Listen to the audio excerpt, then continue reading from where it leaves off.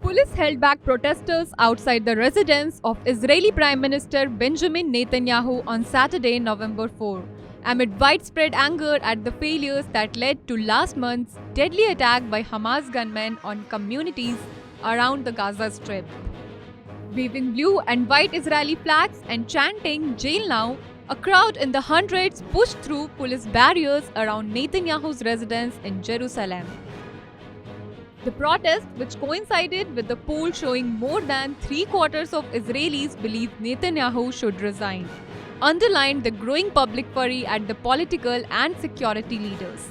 Netanyahu had so far not accepted personal responsibility for the failures that allowed the surprise assault which saw hundreds of Hamas gunmen storm into southern Israel on October 7, killing more than 1,400 people and taking at least 250 hostage.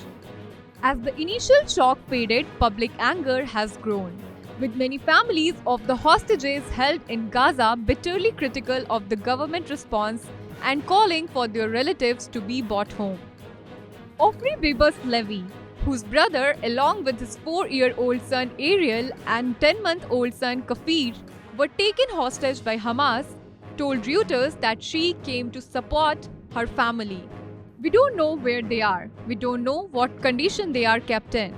I don't know if Kafir is getting food. I don't know if Ariel is getting enough food. He is a very small baby," said Bibas Levi.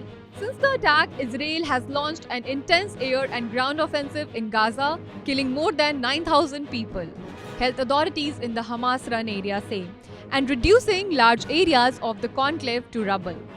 On Saturday, November 4, a poll for Israel's Channel 13 television found 76% of Israelis thought Netanyahu, now serving a record 6th term as prime minister, should resign. And 64% said the country should hold an election immediately after the war. When asked who was most at fault for the attack, 44% of Israelis blamed Netanyahu, while 33% blamed the military chief of staff and senior IDF officials, and 5% blamed the defense minister, according to the poll.